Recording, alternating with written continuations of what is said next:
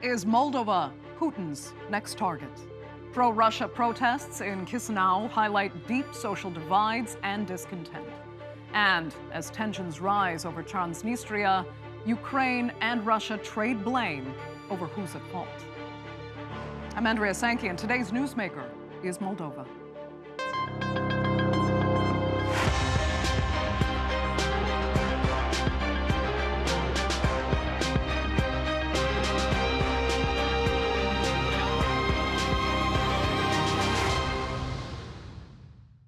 With just 2.6 million people, Moldova is a small country and one of the poorest in Europe.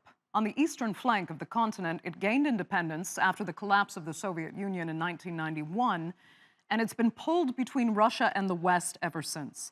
Now, with Russia and Ukraine at war right on its own contested border, Moldova is taking center stage. Transnistria, a mainly Russian-speaking strip of land in the east of the country, is an internationally unrecognized breakaway republic. Right now, it's host to some 3,000 Russian soldiers. President Maya Sandu, who sought fast-track membership to the European Union, has accused Moscow of plotting a pro-Russian coup. Moscow denies that accusation. Let's look now at what got Moldova to this point. Moldova declared its independence from the Soviet Union in 1991 after a failed coup against Mikhail Gorbachev. Less than a year later, fighting between Moldova and separatists in the breakaway region of Transnistria erupted into open warfare. A ceasefire was reached a few months later, and Russian troops were deployed. And Transnistria has remained beyond the control of Chisinau ever since. In December 2016, pro-Russian President Igor Dodon takes office as the President of Moldova. It's the first direct presidential election in the country since 1996. He blames the widespread corruption on pro-EU parties that have ruled the country. Just 4 years later, in 2020, pro-European opposition candidate Maya Sandu overwhelmingly defeats Dodon, becoming Moldova's first female president. A week after the Russian attack on Ukraine, Moldova applies for a fast-track EU membership. And this month, President Vladimir Putin revokes a 2012 decree that partly underpins Moldova's so-called sovereignty, territorial integrity, and neutral status in resolving the future of the Transnistria region.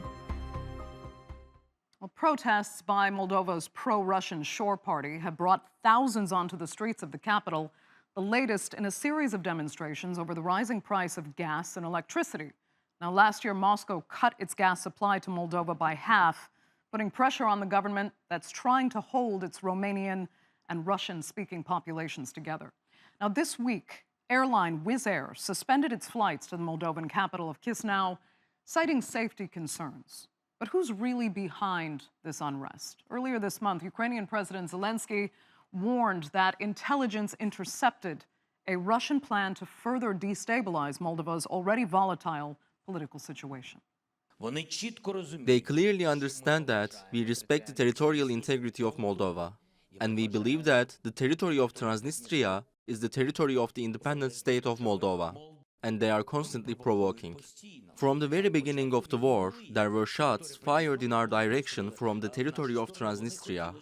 They wanted us to come in, and I said that Moldova should think about this, and think about how to solve this issue. It's a bad situation. Well, Russia agrees that Moldova is being provoked, only they say it's coming from elsewhere. Naturally, the situation in Transnistria is the subject of our closest attention and the reason for our concern. The situation is unsettled. It is being provoked from outside. But we know that our opponents in the Ukrainian regime, the Kiev regime, as well as those in European countries, are capable of various types of provocation. We know this well and are aware of it. So, to better assess the situation in Moldova, I am joined now in the studio by Viktor Olevich. He is lead expert at the Center for Actual Politics, a Moscow-based think tank. Thanks for being with us. From Chisinau is Alexandru Flenchea. He is Moldova's former Deputy Prime Minister for Reintegration and currently the director of the Initiative for Peace group. And from New York, Vlad Lupan is the former permanent representative of the Republic of Moldova to the United Nations and a former member of the Moldovan parliament. Thanks all so much for being with us. Alexandru, I'll start with you because you have described your country as volatile right now, so much so. You've said that anything you say right now could change even within an hour. Is that to say that words and statements could change, or that violence or worse could erupt at any moment? Well, change within days would be the exact and accurate quote. And I was referring to the overall security environment around our country. I was also referring to the dynamic of the war in Ukraine. And I was also referring to Moldova's domestic political dynamic. As all of us can see the video footage in the background, there's an ongoing protest in Chisinau streets right now as we speak.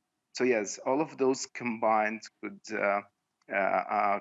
trigger effects that are hard to predict at this point. Hard to predict, but what do you fear most about a potential change in the security environment, as you phrased it, in your country? The ongoing war in Ukraine, Russia's aggression against Ukraine. Of all Ukraine's neighbors, Moldova is closest to the battlefields. Moldova is exposed to the consequences of this war: economic, transport, security. Not last but not least, security. We've had multiple overflights over Moldova's airspace by Russian cruise missiles. We had Russian missile debris falling on our sovereign territory. So there have been a number of incidents so far, and most recently there have been statements in Moscow about alleged massing of Ukrainian troops at the border with Moldova, more specifically at the Transnistrian segment of the border. Definitely disinformation. The biggest question to me is whether that disinformation is meant to distract Ukraine's attention from battlefields in Donbass, or they're aimed to hide Russia's potential actions in areas around our country. Okay. Viktor, let me turn to you. To what extent should Moldovans actually fear real spillover from this conflict? How much is at risk, and how much are they threatened by that? Well, Russian forces are currently quite far from Moldova. In fact, Russian forces have not been able to take either Odessa or Nikolaev, other cities and towns anywhere close to Moldova. So at this point, Moldova has nothing to fear from Russia as far as any Russian advances are concerned. And what about the Russian soldiers' presence right now in Transnistria? As far as Transnistria is concerned, there are only several thousand peacekeepers in Transnistria. These soldiers are mostly conscripted from the local population. In fact, Russia doesn't have any way or ability to resupply them. It doesn't have any ability to put new troops in Transnistria, and several thousand peacekeepers in Transnistria are actually unable, even if they wanted to do something, they would be unable to do anything beyond defending Transnistria for a very short time.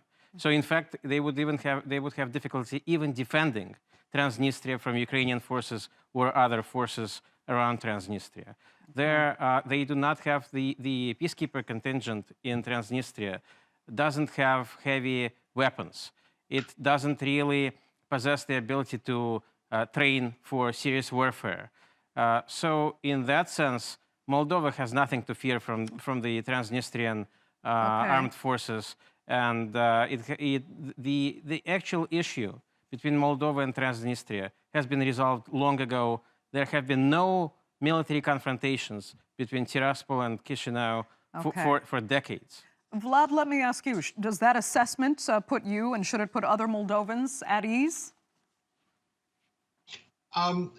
To an extent, it should put at ease against the military confrontation. There is limited amount of possibilities to see an actual confrontation now.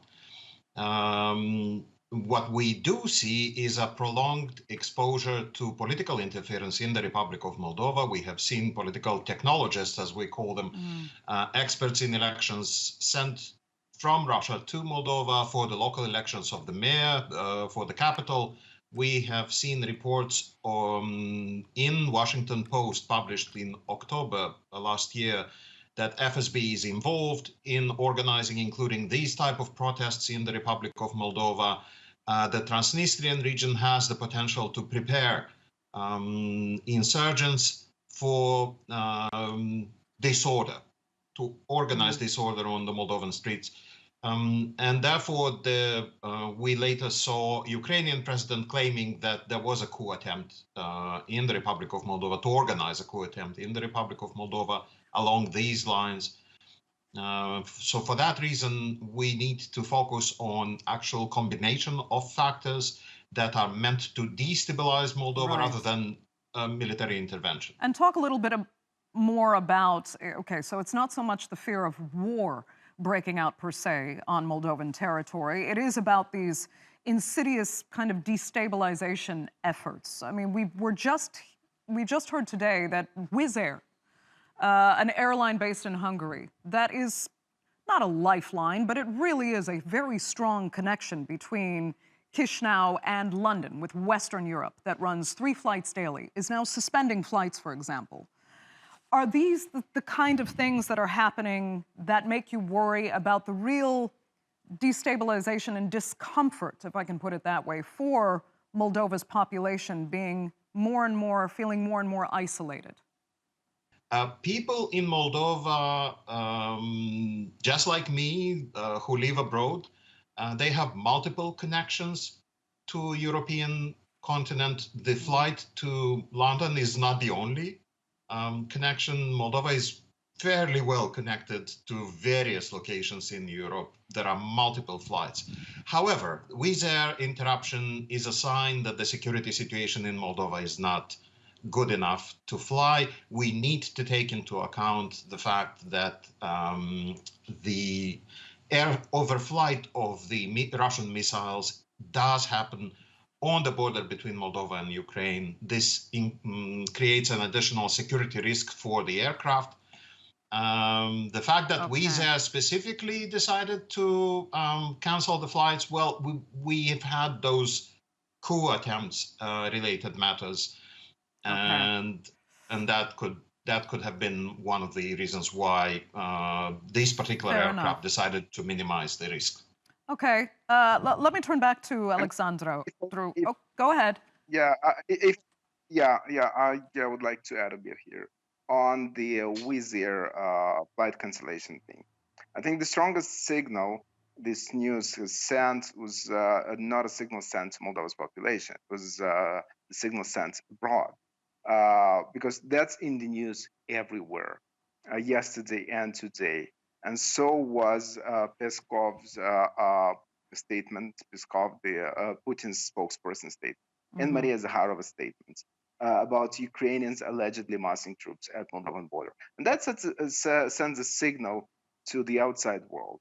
It's this kind of news that makes it into international press. It's not the other many airline companies that still operate flights to and from Moldova and connect Moldova to the rest Fair of enough. the world. I mean, I was just citing it as one example of this kind of, as I said, insidious, destabilization, making life uncomfortable, making Moldovans feel like they're being cut off more and more because of destabilization and insecurity. But okay, I understand maybe it's bigger in the press than what Moldovans feel like it is on the ground. But Alexandru, let me ask you this, because we keep seeing these pictures, and we have been seeing these pictures of these protests in Moldova over the past, 10 days or so. When we look at that shore party that the government says, has organized these anti-government protests in Chisinau, its leader, specifically Ilan Shor, he currently lives in exile in Israel. He is an oligarch who is accused of some pretty massive financial crimes. Would it be fair to draw the conclusion that he's not so much about representing Russian interest as he is about kind of bringing down a government looking to cut down on corruption And that is another thing that might be being misread by the international press. Ilan Shor is a businessman, first of all. He's made his investments in Moldova, enormous investments. We're talking about financial, but also political investments. So what he cares about is securing his investments in the future. And if it's the political tool that can help him achieve his goal, that is secure his investments, a political tool meaning a political party that he is established, winning seats in the parliament, now also announcing his ambition to be Moldova's prime minister, then that's the tool that he's chose. And if it's Russia that can help him achieve his goal, and I repeat, the goal ultimately is to secure his investments. And if it's Russia, Moscow, who can stand behind his back and help him achieve that goal, then Russia be it. Okay. So to me, he's just a tool potentially used by Russia. Okay. I want to get Viktor's take on that. And how powerful a tool, if he is a tool, Ilan Shor, being used by Russia. I mean, we've seen thousands of people pour out onto the streets now, Viktor, and get massive press coverage. What does that say about how Russia can use these tools within Moldova to represent its own interests?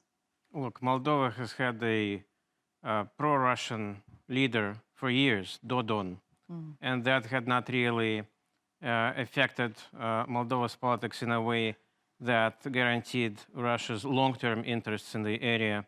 It is quite unlikely that Russia would be able to change the balance of power in Moldova in today's atmosphere, which is much more anti-Russian than it was a year ago, 2 years ago, or a decade ago. What Russia fears most right now is a potential military operation by the Ukrainian armed forces against Transnistria. It is quite obvious that the Moldovan army does not have the potential to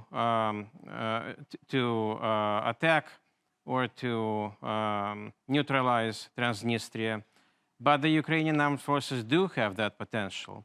And it's not just Zakharova or Russian officials or speakers that are talking about this problem. There are quite a few actually, Ukrainian speakers that have been warning, and some have been stating that this is something that the Ukrainian army should do. Because one of the goals of the Ukrainian army is to hurt and to cause maximum military damage to Russia wherever they can. Now, even though Transnistria is not officially a part of Russia, it is populated by citizens of the Russian Federation.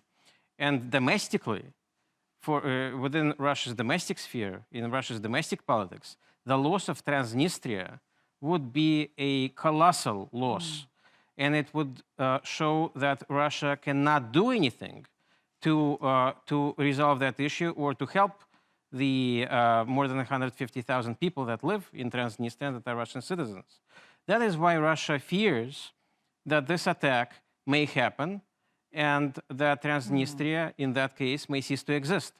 Again, if that happens, that would be a colossal blow to Russia's prestige internally, domestically, and internationally. And you're saying if, because it is a possibility. It is a possibility because Transnistria today is in a situation where Ukraine has the ability to neutralize it, and Moldova, the Moldovan government would probably not act against that, and may simply react. It may invite, of course, since under international law, Transnistria is part of Moldova, so Ukraine would need the Ukrainian government to officially invite them to do that.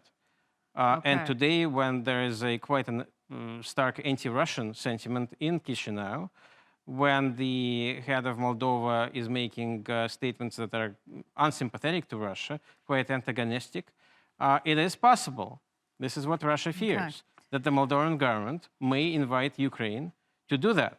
And Russia will not be able to do anything about it, except perhaps make statements against it. Right. But Russia well, that doesn't. would be, I mean, that would be for Moldovans a very welcome byproduct then of the Russian invasion of Ukraine, that perhaps Russia, this could all backfire on Russia and they could lose Transnistria entirely. But it must be said, it must be said that in the last 3 decades, since the Transnistria military conflict in the early 90s, there, again, I would repeat, there were no military confrontations between Moldova and Transnistria. There are actually no issues between these two entities.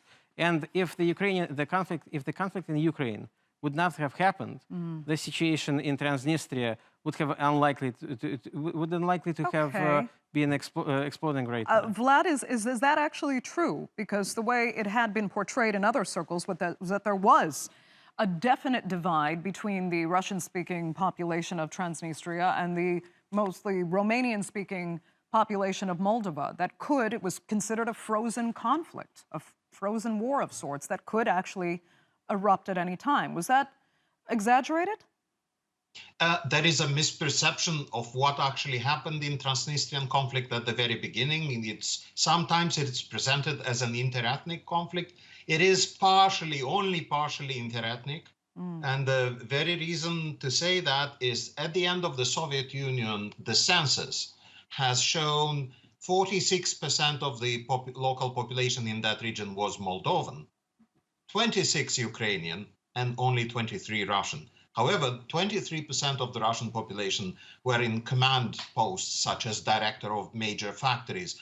50% of the Moldovan industry was located there during the Soviet time specifically, right? So we did not actually have a proper interethnic conflict. It was a conflict that included an interethnic element, but it was a conflict that was a result of the dissolution of the Soviet Union, the desire of the controlling elites of the Transnistrian region to maintain the Soviet Union and maintain their control and their positions and their privileges as directors. They happen to be Russian. Today, the interethnic situation inside Transnistria region has changed. The balance has changed. We have almost equal distribution between the three ethnicities. The Russian dominates. The people from FSB and KGB are in control of the Ministry of State Security of the Transnistrian region. They are sent there on, so to say, vacation, as you know. And we've seen that, for example, the previous head of the security services was a former special police officer from Russia. The current one is a Moldovan who served until 2007 in the FSB services. So we have an interethnic situation that was used for this conflict. But when you look at, and in the background, there are, of course, reasons that, and people who are in control that are subordinated to Moscow, and they maintain this kind of conflict. We're down to our last few minutes. So, Alexandru, I wanted to get your opinion on that assessment that you just heard and talk about if there really are these divides between the Russian-speaking versus Romanian-speaking population that have sometimes been portrayed in the press. And do you think Moldovans in this case now can stay united, no matter what their language or ethnic background, against what many perceive as this deliberate Russian aggression and destabilization of Moldova? No, I think the image of the Transnistrian conflict as a frozen conflict only waiting to be unfrozen and explode is stereotypical, influenced by other similar conflicts in the Caucasus, for instance. The situation is completely different here. And if there is one thing that unites all Moldovans, and when I say all Moldovans, I mean all of them, including those who live, the residents of Transnistria, no matter their ethnicity. So if such one thing exists, it's the fear of war and desire for peace. For which reason, I believe, if any Moldovan leader were to invite, as it was said earlier, Ukrainians to invade Transnistria and help, quote unquote, resolve the conflict with military means, that would be politically suicidal for that Moldovan leader. For which reason last year, when there was signals, so to speak, sent from Kiev, hey, maybe Moldova, you'd invite us to sort out your Transnistrian problem. The response signal from Chisinau, again, that was unofficial communication, but the signal was, thank you, but thank you. We have a commitment for peaceful settlement. Okay. Viktor, 30 seconds, quick final words. Well, it's important to keep peace in Transnistria, and the less that region is involved in the current conflict in Ukraine, the better for the people of Transnistria and the better for the people of Moldova. It's best not to get involved in that. Best for everyone. Okay. Viktor, you will have to have the final word. Very unfortunately, we're out of time for this edition of The Newsmakers. I'd like to thank so much all three of my panelists for being with me. Our viewers, of course, for being with us as well. Remember, you can follow us on Twitter. And do be sure to subscribe to our YouTube channel. I'm Andrea Sankey. We'll see you next time.